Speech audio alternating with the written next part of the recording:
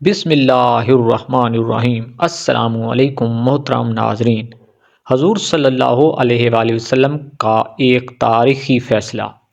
رسول اللہ صلی اللہ علیہ وآلہ وسلم کی نبوت سے چند سال قبل خانہ کعبہ کو دوبارہ تعمیر کرنے کی ضرورت پیش آئی۔ تمام قبیلے کے لوگوں نے مل کر خانہ کعبہ کی تعمیر کی، لیکن جب حجر اسود کو رکھنے کا وقت آیا تو سخت اختلاف پیدا ہو گیا۔ ہر قبیلہ چاہتا تھا کہ اس کو یہ شرف حاصل ہو، لہٰذا ہر طرف سے تلواریں کھینچی گئیں اور قتل و خون کی نوبت آئی۔ جب معاملہ اس طرح نہ سلجھا تو ایک بوڑھے شخص نے یہ رائے دی کہ کل صبح جو شخص سب سے پہلے حرم میں آئے گا وہی اس کا فیصلہ کرے گا۔ سب نے یہ رائے پسند کی۔ دوسرے دن سب سے پہلے حضور صلی اللہ علیہ وآلہ وسلم داخل ہوئے۔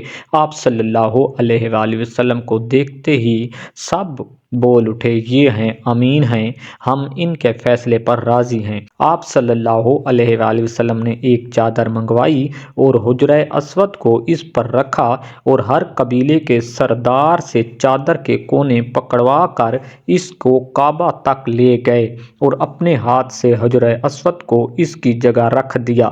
اسی طرح آپ صلی اللہ علیہ وآلہ وسلم کے ذریعے ایک بڑے فتنے کا خاتمہ ہو گیا۔ اللہ تبارک و تعالیٰ آپ کو اپنے حفظ و ایمان میں رکھے، آمین یا رب العالمین۔